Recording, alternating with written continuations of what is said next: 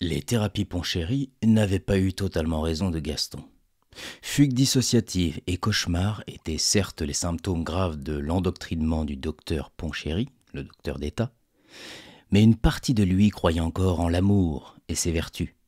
Il pensait même que la folie à laquelle tout semblait le prédestiner était un fardeau que seul l'heureux hasard d'une rencontre amoureuse pourrait alléger. À ses yeux, l'interdit rendait le désir d'amour plus grand encore. Ce désir était néanmoins vulnérable, éphémère. Il avait la sensation qu'une fille l'attendait quelque part, mais qu'elle n'attendrait pas beaucoup plus. C'était plus qu'une vague intuition, c'était quasiment une certitude. C'est cette sensation qui le sortit de son isolement. Il alla marcher le long des quais.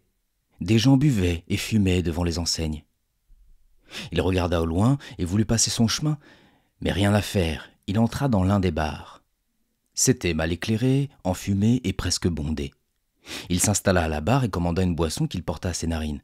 « Ça va, ça sent pas l'herbe, » se dit-il, « pas comme chez Verton. » Il regarda autour de lui et ne vit d'abord que des silhouettes. Mais au bout du comptoir, sous le spot lumineux, il vit Pia Domingo. Pia Domingo. Plus âgée, vêtue simplement, sans maquillage, les cheveux longs et clairs, elle avait le regard triste et rêveur. Quand son regard croisa le sien, il ne détourna pas la tête. Elle alla jusqu'à lui, trinqua, but et parla. Elle lui parlait, mais on n'entendait rien. Malgré le bruit de la musique et des conversations mêlées, il comprit qu'elle l'invitait à sortir. Il la suivit. Il se présenta en chemin. Elle ne répondit pas tout de suite, préférant allumer d'abord sa cigarette. « Pia », dit-elle simplement. Gaston sourit par réflexe. Elle sourit à son tour, lui expliqua qu'elle rendait visite à sa marraine et repartait bientôt en Espagne, où elle travaillait comme serveuse. Gaston ne parla pas de lui. Il essaya de l'embrasser, mais elle mit une main sur son torse pour le tenir à distance. Elle termina sa cigarette sans rien dire, puis l'entraîna dans une ruelle déserte.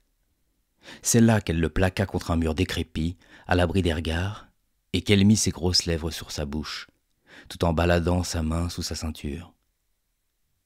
Le jour suivant, il se réveilla nu, la tête pleine d'impressions vagues, la jeune femme à ses côtés étendue sur le ventre, les épaules dénudées, ronflant assez fort. Il laissa son numéro dans la cuisine et s'en alla sur la pointe des pieds, même si les ronflements couvraient ses bruits de pas.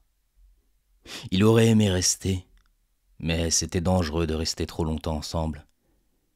Il savait qu'elle comprendrait. Ils se revirent plusieurs fois, chez elle. « Suis-moi », lui dit-elle une nuit. « Tu te plairas là-bas, plus qu'ici. » Elle avait raison. La tentation du départ était si grande. Mais il y avait les interdits innombrables. Sa mère qui jamais ne lui avait vanté les mérites du voyage, encore moins pour une évasion romantique qui enfreignait la loi. Et puis l'enseignement du précepteur Cotix. Pia n'insista pas. Elle voulut se dégourdir et ils sortirent se balader une dernière fois. Ils longèrent les quais. Gaston était suspendu à ses lèvres. Il l'écoutait religieusement. Elle parla de ses projets d'avenir, puis évoqua ses parents. Mon père voulait quitter le pays avec ma mère, dont il était tombé amoureux 20 ans plus tôt. On l'avait déjà condamné aux travaux forcés pour avoir enfreint la loi. Nous étions sur la route, à quelques kilomètres de la frontière, quand une voiture de police nous a rattrapés. Mon père a accéléré et on s'est engagé dans une course-poursuite. Il a doublé un camion, une voiture est arrivée en face et en se rabattant, il a perdu le contrôle. On est parti dans le fossé. Je me suis réveillé sur un lit d'hôpital une semaine après l'accident. Ma marraine m'a annoncé qu'ils étaient morts sur le coup et qu'elle avait au moins pu les faire enterrer l'un à côté de l'autre. Clémence dut partir. Ils marchèrent en silence, côte à côte, puis bifurquèrent à un angle de rue. Pia sortit une bouteille de raki. Ils la burent dans un square. Tout allait bien, jusqu'à ce que Gaston entende murmurer en lui et que ses mains se mettent à trembloter. Pia, d'abord surprise, lui demanda si ça allait, mais il ne put répondre. Les murmures devinrent des voix pleinement audibles et toujours plus nombreuses.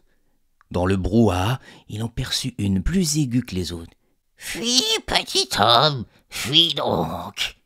C'était celle d'Aldo Mocco, l'interné qu'il avait vu en rêve.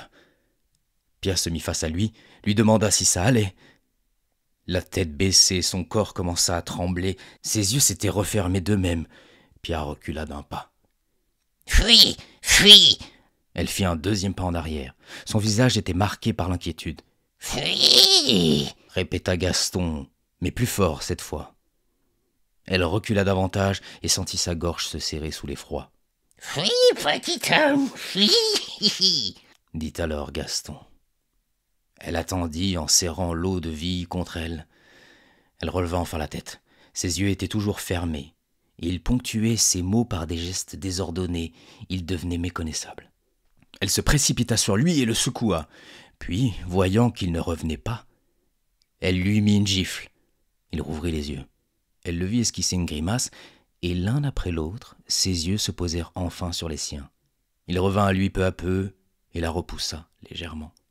Ils se dévisagèrent de longues minutes. Elle lui expliqua comme elle put la vision surréaliste qu'elle venait de subir. Il la crut sur parole. Elle lui demanda alors des explications qu'il ne sut donner, et ce n'est qu'en désespoir de cause qu'il aborda le sujet pénible de sa rencontre avec Ponchéry et les rares indices qu'il avait semés malgré lui lors de ses premières fugues dissociatives. Pia se calma enfin, comme si elle avait trouvé dans l'épisode de la thérapie et des indices une justification à l'absence momentanée de Gaston. Il n'ajouta rien pour sa défense, étant incapable de se rappeler qui il était quelques minutes plus tôt. Ils rentrèrent sans s'adresser la parole, et se couchèrent, à demi soûls par le raquis et l'émotion. Mais Pia se réveilla au milieu de la nuit, gardant à l'esprit la fugue de Gaston. Aux aurores, elle le pria de s'en aller, ce qu'il fit sans protester, ni même échanger un regard. Elle repartit pour l'Espagne. « J'ai rencontré une fille », écrivit Gaston sur une feuille. « Elle est belle, mais un mal étrange me ronge. Il a commencé par un rêve horrible, je crois. C'est hier qu'il s'est manifesté avec le plus de force. » Gaston s'arrêta d'écrire. Sa main se figeait. Un mal de tête l'empêchait de penser. Il entendait la voix d'Aldo Mocco. Il chantait. « D'artiste interné, le pas est vite franchi. Padam, padam. » Son chant arrivait par écho, comme dans une caverne. Il se sentit partir et referma involontairement les yeux. Sa mère entra et il les rouvrit d'un coup. « À table, Gaston !» Il entendit les bruits de pas s'éloigner en direction de la cuisine. Il vit la feuille noircie de quelques phrases, la mit en boule et la jeta dans la corbeille. Une semaine après le départ de Pia Domingo, il trouva un bout de papier dans la poche intérieure de son manteau. « Rejoins-moi ». Il le lut en boucle, comme s'il finirait par révéler un secret. Le message était inattendu, inespéré, presque comique. Un numéro de téléphone et une adresse complétaient le mot de Pia. « Rejoins-moi ». Quelle femme voudrait d'un fou pour amant, pensait-il assis sur son bureau. Devant lui était posée la carte de visite du docteur Ponchéry. Il voulait l'appeler, lui faire savoir quels effets avaient eu ses thérapies. C'était lui le médecin, le criminel. C'était à lui d'arranger ça. Mais arrange-t-on les troubles de l'âme comme on répare une durite ? Sa mère l'avait surprise à parler seule. Elle s'inquiétait pour lui. Elle lui réclama une explication et l'interrogea sur ces soirs où il n'était pas revenu dormir à la maison. Elle faisait un lien clair entre ces nuits-là et son comportement inquiétant. Gaston prétexta qu'il avait dormi chez des amis et que ce n'était rien. Ce à quoi sa mère répondit d'un ton solennel et sévère. « J'espère qu'il ne s'agit pas d'une fille. » « Tu sais le sort qu'on réserve aux amoureux. » Gaston ne répondit rien et contre toute attente, elle ajouta. « Fils, l'heure est venue. Retrouve-toi du travail et prends le large. » Puis elle déposa une valise vide devant sa chambre, le laissant méditer seul l'impératif. Elle voulait croire que son fils n'était pas fou, du moins pas assez pour ne plus travailler. Gaston se décida à appeler Ponchéry.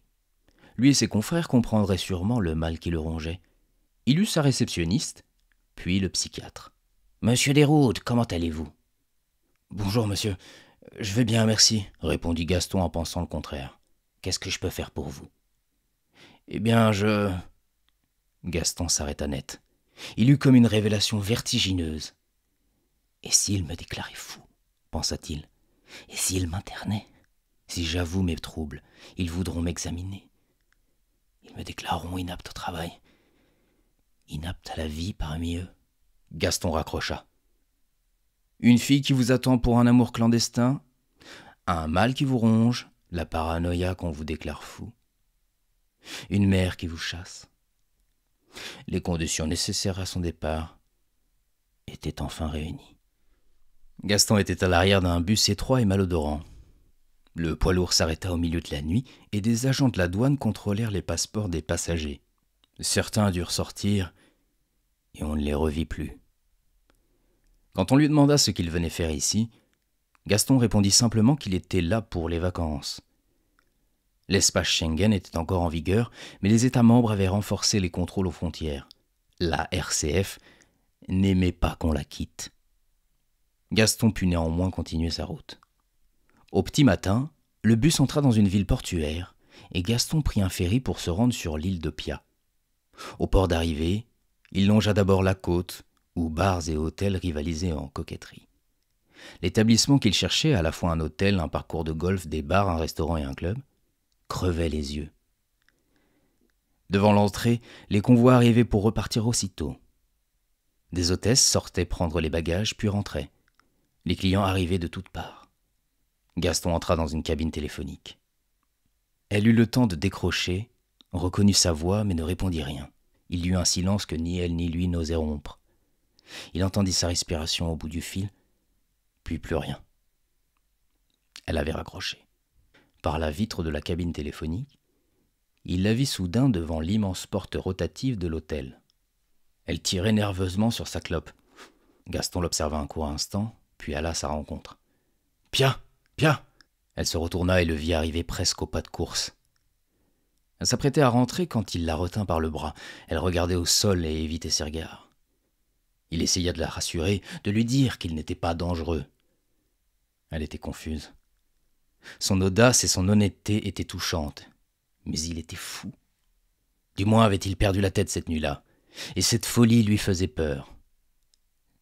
Sa vie de célibataire était plus rassurante, mais sa vie en solitaire ne lui convenait plus vraiment.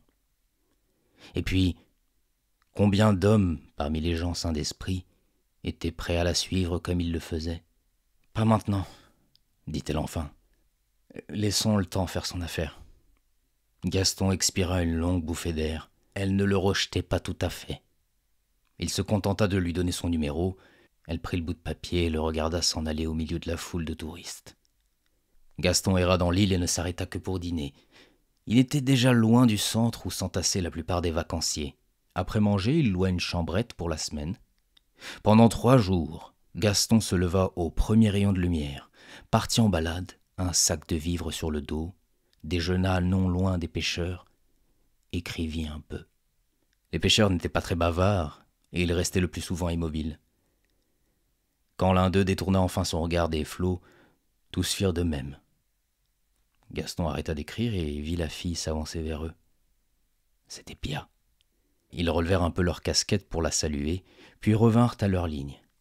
Elle vint s'asseoir aux côtés de Gaston. Les deux restèrent sans rien dire, puis il la prit par la main, et ils s'éloignèrent par le chemin côtier, avant de rejoindre l'intérieur de l'île, encore vierge de toute construction. Elle avait bien réfléchi. Les vrais fous, c'étaient ceux du parti, avec leur loi sur les sentiments. La folie d'un amant valait mieux que leur démence. Gaston et Pia s'installèrent à Madrid quand l'été prit fin. Pia décrocha un poste dans un bar à vin. Elle aimait bien son métier, même si c'était mal payé. Gaston perfectionna son niveau de langue et chercha un emploi stable, mais il ne trouva rien. Au moins pouvaient-ils vivre leur amour librement. Pour l'heure, la loi sur les sentiments amoureux ne s'appliquait qu'en RCF. Des députés européens faisaient néanmoins pression pour l'appliquer à toute l'Europe. Gaston finit par trouver du travail. Au relevé du courrier quotidien, Pia vit une annonce pour un poste d'assistant de mise en scène. Gaston se rendit à l'adresse indiquée et fit ainsi la connaissance d'Edgar Lucionnet. Lors de leur entrevue, Edgar l'interrogea sommairement sur ses motivations et, sans même savoir s'il avait ou non des expériences en matière théâtrale, l'embaucha à l'essai. Gaston contenait sa joie. Il attendait de voir. Edgar, le jeune metteur en scène, avait reçu une commande du gouvernement espagnol. Il devait adapter la pièce d'un grand maître. Gaston assistait aux répétitions, gérait les plannings et faisait l'interface entre Edgar et le producteur en chef. Il s'occupait aussi des achats de matériel. Les répétitions avaient lieu chez les comédiens. Parfois, le théâtre prêtait une salle en semaine. Il prenait tout en note, car Edgar avait la mémoire courte et s'emportait si aucun des deux ne se souvenait de la scène à travailler, de la personne à contacter, des priorités à gérer.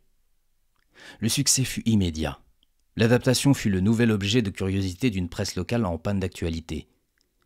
En fin de période d'essai, le directeur de théâtre salua le travail de Gaston et lui proposa une salle plus spacieuse. Ayant participé à ce succès, Gaston ne pouvait se contenter du poste d'assistant, aussi honorable soit-il. Edgar en était conscient et le considéra dès lors comme un associé. Mais il lui versait toujours le même salaire de misère. Gaston avait encore des étoiles dans les yeux. La chance lui avait souri, et il ne comptait pas la laisser passer. Mais Edgar imaginait vite, pour un sourire en coin ou un regard oblique, qu'on en avait après lui. Ce fut le cas du producteur, du régisseur, puis du personnel de ménage. Pour s'adresser à eux, il mandatait Gaston qui n'était pas encore l'objet de sa paranoïa. La pièce devint populaire. L'État espagnol mit à leur disposition la grande salle de son théâtre national pour 20 représentations. Un réel enthousiasme gagna l'équipe. Gaston sentit son cœur battre bien fort à l'idée de pouvoir vivre pleinement de sa passion naissante pour le théâtre. C'est à cette même époque qu'il fit la corrélation entre son état d'âme et les fugues dissociatives. Plus il était heureux, ou en paix, moins les absences avaient de prise sur lui. Depuis son entrée dans le monde du théâtre, il n'en avait pas subi une seule. Edgar, lui, était inexpérimenté et dissimulait mal ses angoisses. Gaston comptait bien s'imposer comme le chef des opérations devant un metteur en scène capricieux, au charisme décrépit. Après 10 représentations, le directeur du Théâtre National leur proposa un contrat pour 20 dates supplémentaires. Gaston apposa sa signature à côté de celle d'Edgar Lucionnet et des producteurs. Sur la fiche de la pièce, on lisait « complet » écrit en rouge. Gaston ne se souciait presque plus de la promotion. 2 établissements firent même une offre que le producteur Gaston et Edgar acceptèrent à l'unanimité. Gaston pesait dès lors sur la mise en scène et la production, mais il percevait toujours la même rémunération. En vérité, le contenu de la pièce, qui des mois durant suscita tant l'émoi, manquait d'originalité. On la considérerait même médiocre. Mais Edgar se moquait bien de créer quelque chose de mémorable. L'histoire était celle d'amours impossibles. Tout se passait en RCF. On voyait interagir des couples où l'amour n'était pas réciproque. Et quand ceux qui s'aimaient vraiment s'unissaient enfin, la flamme amoureuse s'éteignait. Figurait parmi les personnages un écrivain prometteur dont les fictions n'intéressaient pas même sa mère. L'adaptation était ainsi faite que l'amour et l'art apparaissaient comme des choses bien peu enviables, inutiles, voire viles, si bien que le spectateur comprenait mieux les interdits qui pesaient en RCF. Le public espagnol fut sensible à la pièce. La propagande sur l'art et l'amour fonctionnait à merveille. Gaston s'en rendait compte chaque jour un peu plus, mais il ne dit rien. Il fit en revanche des reproches à Edgar Lucionnet, dont le manque évident de prise d'initiative avait laissé le champ libre au laxisme dont s'accommodaient ses comédiens. Oh, Edgar ne toléra pas que son fidèle confident lui donnât des leçons, compte tenu de son jeune âge et de son expérience quasi nulle en la matière. Il commença à se rire de son associé devant les comédiens, les techniciens et les producteurs. Surtout quand Gaston demandait à être augmenté. Lucionnet ricanait quand Gaston se faisait trop présent pour faire comprendre à tous qu'il ne se laisserait pas mener par un gamin. Edgar ne participait alors que pour détruire ce que Gaston entreprenait. Une guerre éclata entre les partisans de Gaston et ceux d'Edgar. On gueulait tout le temps et partout, de sorte que la troupe se déchira totalement et que la tournée tourna au Capharnaüm. Gaston prit ses affaires et s'en alla pour de bon. Edgar Lucionnet, lui, s'enferma dans sa loge. Il posa sa veste sur le dossier d'une chaise, enleva la petite broche verte qui semblait le gêner et se servit un verre. Puis il passa un coup de fil à un inconnu. « J'ai fait ce que vous m'avez demandé. Ça a dû fonctionner cette fois, monsieur. »« D'accord. Une chose importante. Je crois qu'il entretient une relation d'ordre amoureux